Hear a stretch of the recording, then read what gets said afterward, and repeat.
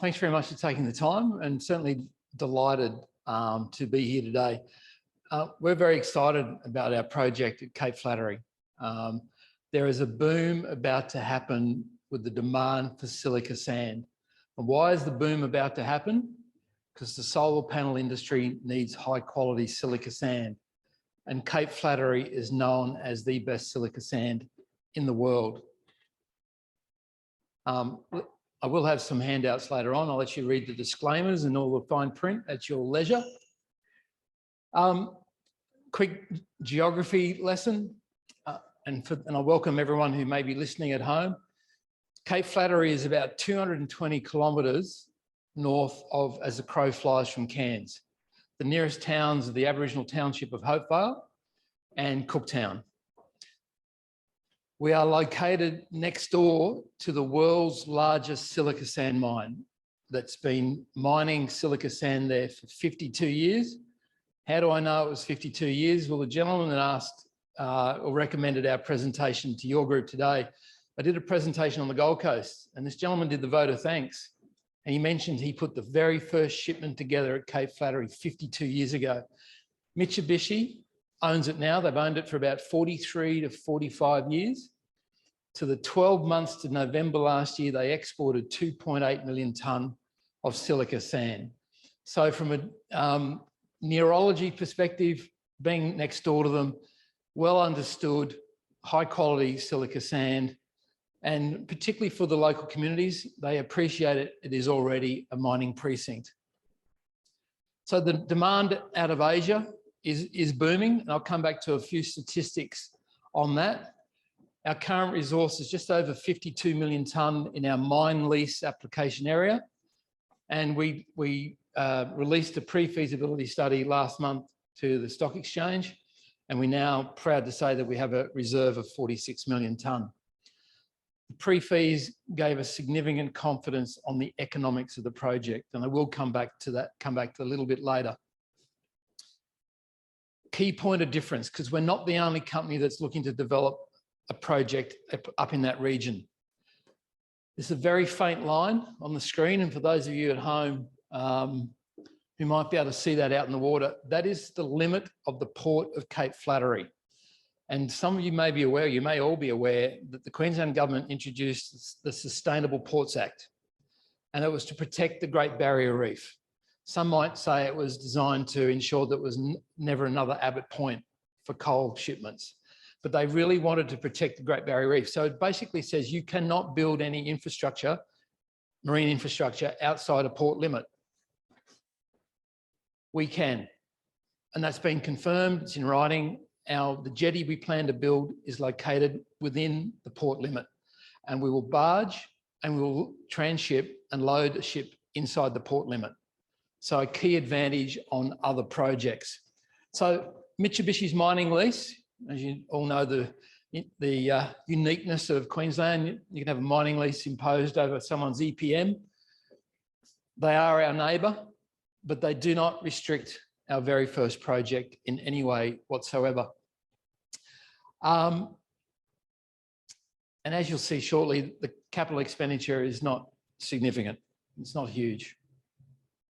We're targeting export towards the end of Q3 2024, but it's very much subject to the level of environmental application that we'll need to go through. We are confident of site-specific EA. We are going to extract less than 2 million tonne per annum.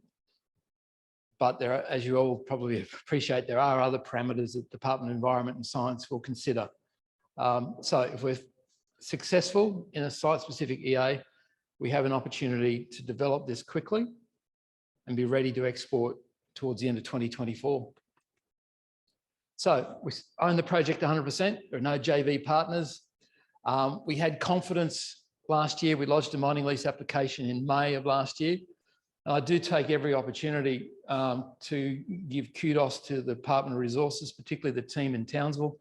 Cannot be any more proactive and supportive of this project.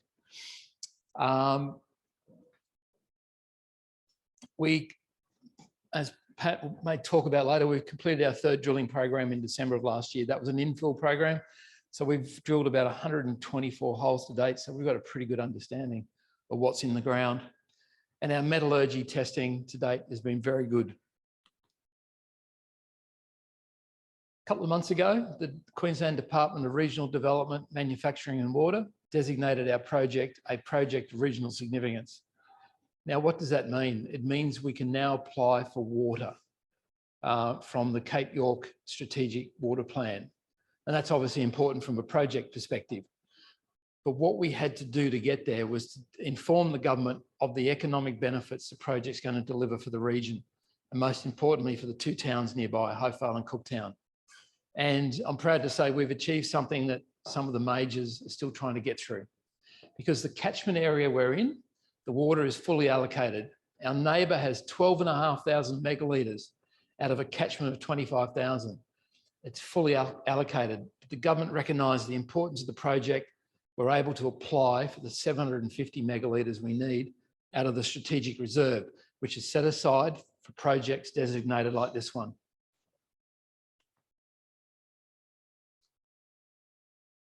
As I said before, the demand is going to be significant.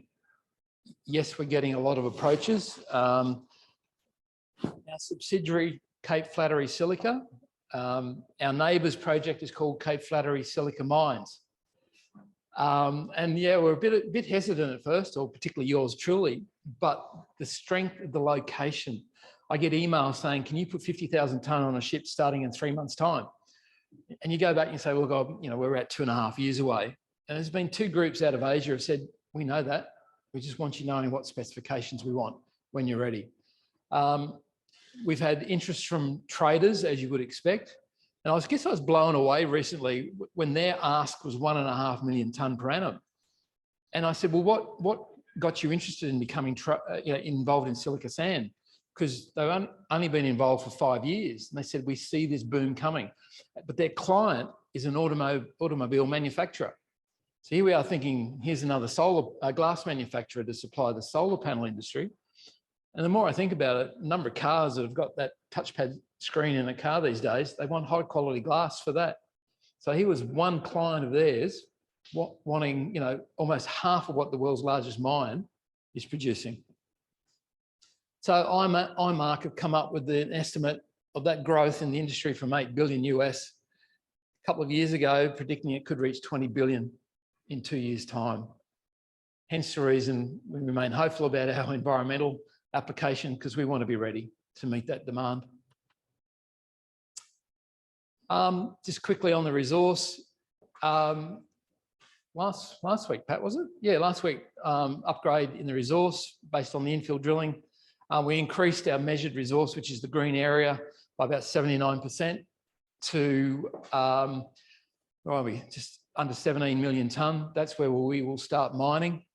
And as you can see, with the ship here to our own jetty, will probably be about 1 kilometre away from where we will convey on a conveyor, take the sand down to our the jetty, and then onto a barge. The gold area is our indicated, and we were pleased to reduce the red area, which was our inferred category. And it, as I said, the reserve is currently sitting at 46 million tonne. So just quickly on the economics, they look good. We released a scoping study late last year. We had an average of the CapEx was about $65, $66 million. As you'll appreciate, you move from scoping into pre-fees, the capital never goes down. So it's just under $80 million for the project. So there'll be working capital required on top of that. So as I said before, the plan is the annual ore feed at 1.8 million tonne. We're predicting a yield of 75%. So we're going to put 1.35 million tonne on a ship per annum. So the neighbour's doing double that or more. Company of our size, we're not going to rush and be matching the world's largest. We need to not so much crawl, but get the runs on the board, get contracts in place. And if you recall the size of our EPM, there are other areas of focus, but not now. We believe the best way we can deliver value to our shareholders is to put this into production. The challenge has been getting a price. it is such an opaque commodity. There is no index. There's no website I can send you to. Every time I'm meeting with the Aboriginals to negotiate the agreements with them, the ones who work for Mitsubishi, I always ask them, have you managed to find any pricing information that falls off the back of a dozer? We just can't get that information. We used a marketing group out of Hong Kong who had people in China and Malaysia, studied a lot of shipments, talked to the end users, and between us, we came up with $47.50 as an FOB price in 2024. So it converts at the moment to about 63 bucks Australian. And we used that in our scoping study last year. A couple of days prior to our scoping study, another company came out with their pre-fees and they suggested they could sell it for $81 FOB. And boy, do we hope that their intelligence is better than ours. But we will face competition. It's starting now. Malaysia has a brand new project that's planning to export about 500 to 600,000 tonne per annum, but it slowly increased that to 1.5. Indonesia amazingly allows a Cape Flattery specification silica sand to be exported, but all the other silica sand below those characteristics stays home. And there's a small amount leaving Vietnam as well. So from an industry perspective, we're going to have competition. You know, as an industry, we have the runs on the board throughout Australia, the confidence in what we deliver, we're confident in what we do. But and that will be important, but as you will appreciate, these other countries will have probably a $10 US a tonne advantage on us, particularly at the moment with the cost of shipping. But it hasn't stopped people talking to us. So the margins are very good. And I guess over the life of the project, gross revenue, and I should have pointed out, a 25-year mine life and pretty sizable gross revenue. And so the economics are sound. We have moved straight into definitive. We've got significant confidence in what we've got there. Metallurgy, as we said in our pre-feasibility study, we're comfortable with where it's at, but we have more work to do. All the buyers, all the specifications we've got are great. The one we need to do more work on, and that's the iron. All the buyers are looking for iron that's less than or equal to 120 parts per million. The bulk testing we've done to date, we've got it down to 160. We know we can get it lower than that because we've sent samples off to a potential off-taker and they got it down to 105. So we've got more work happening as we speak. From a marketing perspective, we did some benchtop hot acid leaching. We will not be doing that at Cape Flattery for obvious reasons from an environmental perspective. But for those end users in Asia who do want to bring that level of iron down, we can now tell them we've successfully reduced it to 50 parts per million. And that's a pretty pure product for the elite glass manufacturers. So we're in a good spot, but we do acknowledge we need to do a bit more work, and it's happening as we speak. I'll quickly take you through what it might look like. I can't stress the importance of being located so close to our own jetty. I should have pointed out earlier, there is an existing jetty up there that the government owns. Mitsubishi lease it. Mitsubishi own all the shiploading equipment. Mitsubishi have a requirement to spend a certain amount on maintenance per annum. There is no capacity whatsoever, hence the reason we're building our own. I believe over the next 5 to 10 years, that jetty can be extended. We can't afford to wait, particularly if we've got competition looming. So this will give you a bit of a feel for what it might look like, starting with a stockpile, moving through the processing plant. And that, I've got to be honest, the processing plant is simply off the shelf. We're working with a group called Mineral Technologies, you may be familiar with, who are based down at Carrara. They're working on our neighbour, and they're working with us through the definitive feasibility study as well. We'll have a camp for up to 80 people on site, 2 shifts of 53 plus a few permanents. And of course, our local Indigenous population are very keen to know what jobs are going to come about.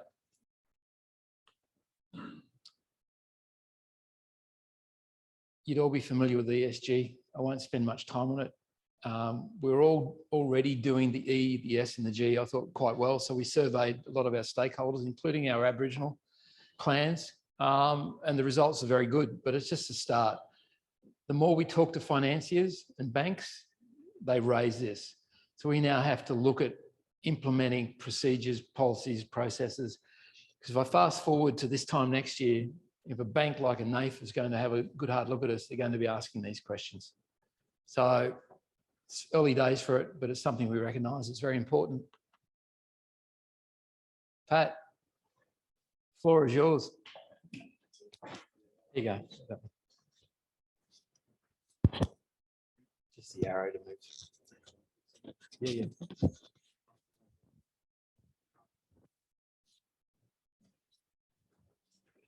Okay, I mean, Theo's asked me to come and talk about the geology. It's not really geology, it's more geomorphology. It's going back to your geography school days and things like that. There's no hard rock geology in any of this. This is just soft rock. This is a deposit which is still active and which is still being formed today. So the geology is very basic. Our project is located here, that's Cape Flattery. It's part of the a major dune field in North Queensland, which stretches for about 50 kilometres. You'll notice all the dunes are parabolic dunes, and they're all orientated northwest southeast, which is a prevailing trade winds. So what's happened at this area, you've just got the prevailing trade winds which are blowing northwest southeast, and they've just deposited these parabolic dunes. The sands overlying Mesozoic and Paleozoic basement rocks. You can see this is part of our mining leases in this area here. You can see some of the exposed sand there. This is a headland of Devonian or Hodgkinson, and where I'm standing here and taking that photo, that's the other half of it. So you've got basically a valley where these, on our tenement, where the sands have actually been deposited within that valley area. The possible source of the sands, this is, I've got to deny responsibility for this one. This is actually done by Neil Mackenzie. This is his thoughts on the idea. He's been playing up in this sand pit a lot longer than I have, probably for the last 5-6 years. He's basically, his thoughts, which kind of make sense, is the source of the silica sands were probably Proterozoic granites. Those granites were eroded and reconstituted in sandstone. Then erosion during the Jurassic, and you had some subsequent deposits of the sand along the coastline as dunes. There's been multiple dune building events. It's not just been one event. There's multiple dunes which have been formed. And you know, that's happened as there's been rises and falls in sea level during the Pliocene. These dunes are now stabilized, mainly in part, and you can see the thickness of the vegetation that we have here. So the vegetation you can't actually walk through. And so, which did prove a bit problematic when we wanted to do our cultural heritage clearances. We did come to an agreement with the local TLOs. We pointed out that there's no way we could walk through this and peg the drill holes ahead of the rig. And they agreed that they'd just walk behind our cleared lines, and that's what we did. We didn't find anything, but it was the only way we could approach it, because there's no way you could start bashing your way through that vegetation. Just some of the features, they're between 500 meters long to about 2.6 kilometers long. They vary in width from about 50 to 900 meters wide. Height, 25 to 30 meters is average, but they can be up to 100 meters. Some of the dunes that Mitsubishi have been mining over the last 50 years have been up to 100 meters high. The older and thicker the dunes, usually the higher the silica content. So the sweet spot is about, we use a cutoff of 98.5% silica. But in the older dunes, you know, you're getting 99.5, 99.6% silica. There's three main horizons you can note. You can see in the dunes. You've got your organic topsoil, you've got a white sand, and then that's underlain by a brown ferruginous sand. Over the time, over the last 100,000 years, as water has percolated through those sand dunes, it's actually picked up the iron and redeposited it further down. So the older the dune, the longer the water has to seep through it and deposit the iron at a deeper level. This is just basically dune formation and how you get your parabolic dunes. This is all probably taking you back to second year or third year geography if you're interested. I mean, this slide is there for anyone who's interested in dune formation. In terms of prospect geology, basically the deposit is an aeolian sand. Ours is dominated by high purity silica. is principally white in colour. Our site is defined by two very prominent dunes, one on the west and one on the east, with a couple of dunes, smaller dunes in the middle.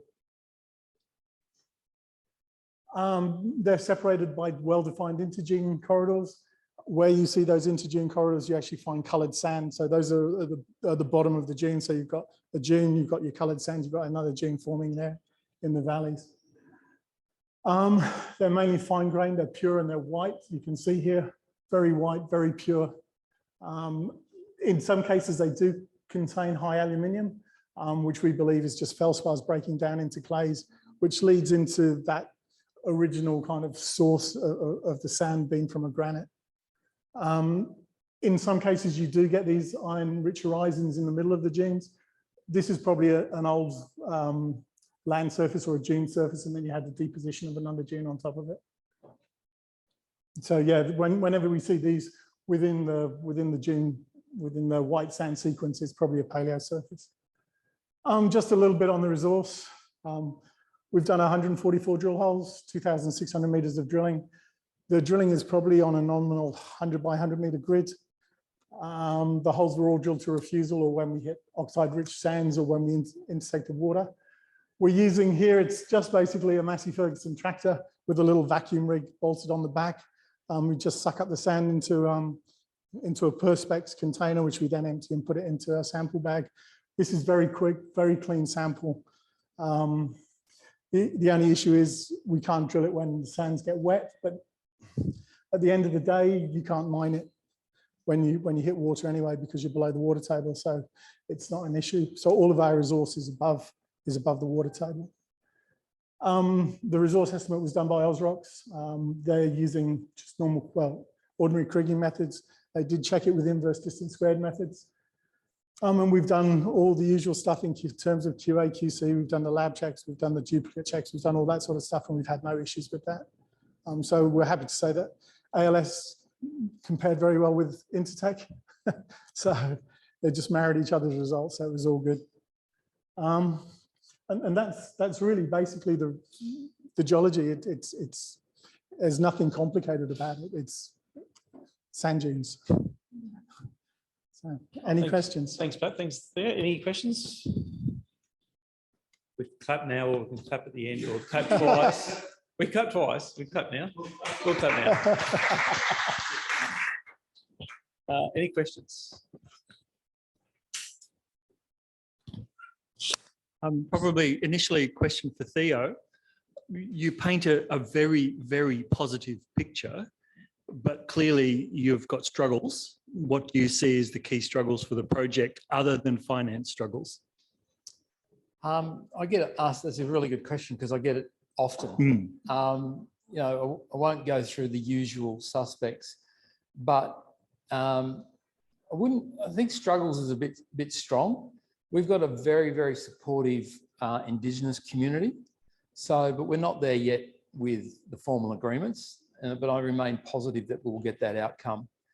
I think nailing the offtake partners, being new kids on the block, again, is a challenge, but I'm comforted by the number of companies that have contacted us and the quality of these companies. We're not talking small players.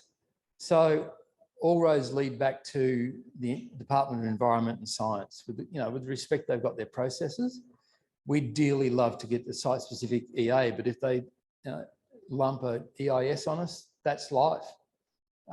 We recognise the location being close to Great Barrier Reef. We've separated the mine lease application to simply the mining area. There'll be a separate development application for the jetty, which then brings obviously the federal government involved. So, Mark, they're not struggles, they're just challenges. But, the very front page, we've borrowed the Queensland government's terminology. It's a new economy mineral. If Department of Resources in Queensland was the only agency we had to deal with, then I'd really push back hard on your word struggles, because they've been so supportive. This project ticks all the boxes of the very new strategic plan of the Queensland government. The federal government's finally woken up. 3 years ago, it added silica sands to the critical minerals list. So benign product, simple processing, very little water, Aboriginal employment. Yes, we're barging. We've got a buoy out in the water, testing wind and wave movements. Cape Flattery is not an easy place to load. So we've got still some safety aspects to go through, because we started out expecting to load ships in water of a depth of 12 metres. But from a safety perspective, we're now going out to a 20-metre depth. So if I sum it all up, there's challenges everywhere. Everything's doable. Everything is doable. I think one of the things that Theo probably should have mentioned was in terms of the native title, Cape Flattery area is one of the only areas in the whole of Queensland where you've had 2 native title determinations over the one area. So there's actually 2 native title groups. Those groups have never even sat down in the same room together 18 months ago because there was animosity between the 2 groups. They now meet on a regular basis with us, and they carry out their work programs with us, where we split the teams 50-50. So that was a major step in what's happened up there. So just to then touch on the second part, which is, do you need to get tick all those boxes before you'll get confirmed funding for the project? I've often asked Santa Claus to deliver me nice gifts each year. This year's wish list has a DA for the jetty, environmental approval, the allocation of water, and the mining lease. So in a perfect world, there is a chance they all could arrive by the end of the year. To me, the next major milestone is getting our traditional landholders signed up. And the discussions are positive, robust. They are keen. We took 2 weeks ago, we flew 10 stockbrokers and fund managers over the project from Brisbane and Melbourne. And the stars of the show were the Aboriginals who flew on the chopper with them. Didn't script them, didn't ask them to do anything. In fact, a bit of an insight, one of their lawyers is an interesting character. I said, look, I just want to confirm, I've touched base with the chairman of the corporation and we're flying over the project.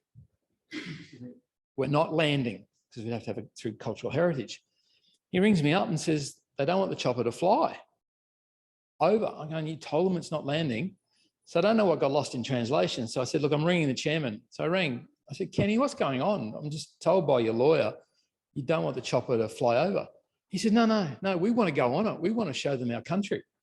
And so they stole the show. What they set up in the chopper, we could not have asked for a better advocate. Now, what does it mean?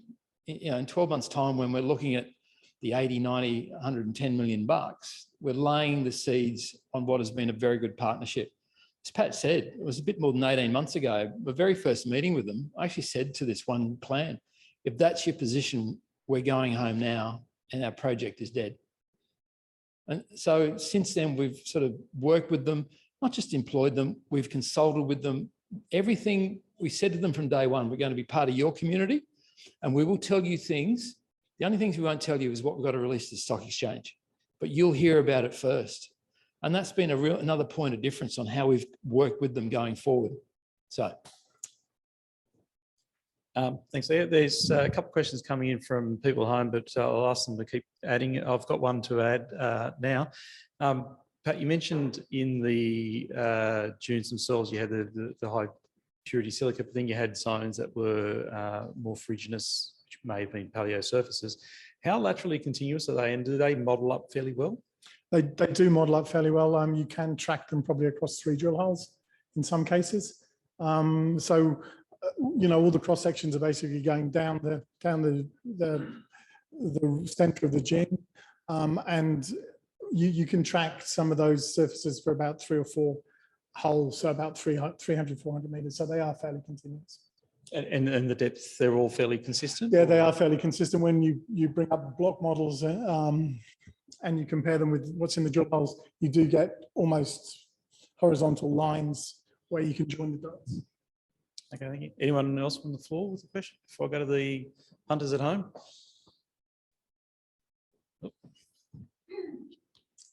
What will the quality of your product be that you'll be shipping in terms of silica and iron and that sort of thing? And how much beneficiation takes place on site?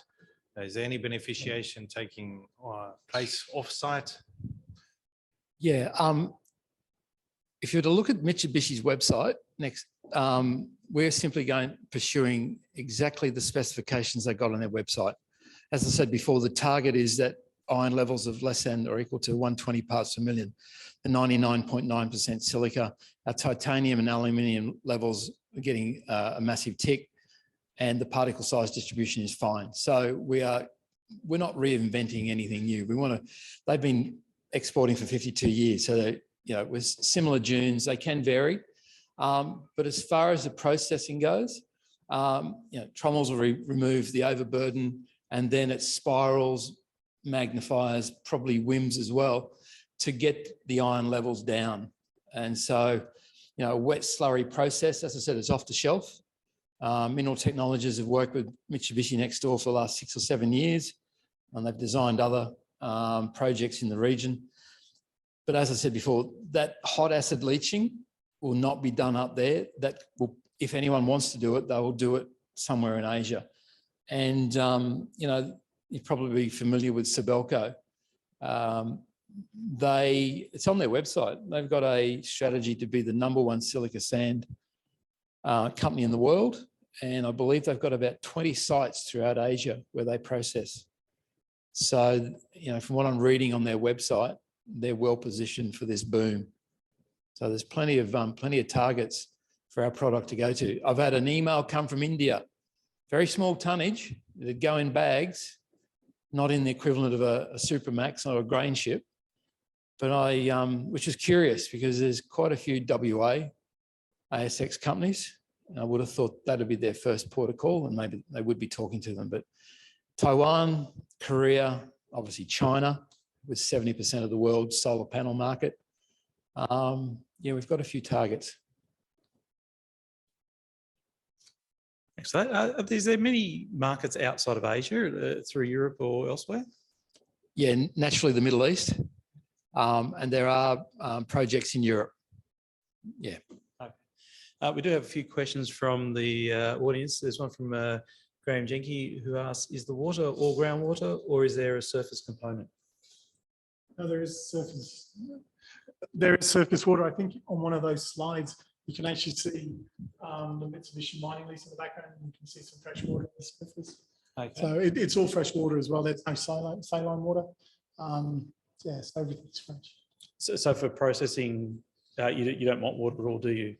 We do need water. You do need water, and preferably groundwater or surface water? Ground's preferable. Water. Yep. Vic Williams says, great project. Does product quality rely simply on assay values, or are there physical criteria such as grain size and roundness? There is a certain grain size which you need. We're doing that test work as we speak, but all of the initial studies show that the particle size distribution is well within our product specs. So it is a certain particle size. The other good thing about the Cape Flattery Silica is the sand grains, when you actually look at them on site, they've actually got sharp, jagged edges. They're not nice and rounded, so it's ideal for solar panels because they can mesh together when they melt and things like that. So it's the coarseness, I suppose it's not the coarseness, but the raggedness of the actual grains themselves, and the size, and we meet both of those specs. And that's all a function of wind blown rather than sea? Than sea or river. Okay. Another question from the audience at home. Trenton Clark asks, other than leaching, what processing is required? There's probably about, as Theo probably pointed out, there's probably about 4 or 5 stages. The first stage is basically a wash or a scrubbing, and that gets rid of a lot of the clay. So a lot of that aluminium content disappears as soon as you start scrubbing it. So the first stage is the scrub. Second stage is spirals, and that removes a lot of the heavy minerals. It will remove the ilmenite, it removes a lot of iron, and then then there's a magnetic separator stage. So it's very simple. It's a very simple processing technique. There's nothing complicated about it. And the main aim is just to get that. The silica quality doesn't matter because we know we can hit that 99.9% every time. It's just getting that, making sure that we get that iron content to that 120 or lower. And is all that processing on site? All that processing will be done on site. And the tailings from that, where does that go? Does that end up in tailings dams or does that get put back? Tailings will go in. We plan to start rehab from year 4 onwards. So the tailings will go back into, and it's something we've been at pains to have our traditional landowners understand that, yes, the sand is going to disappear, but the contours are going to be replenished as they look now.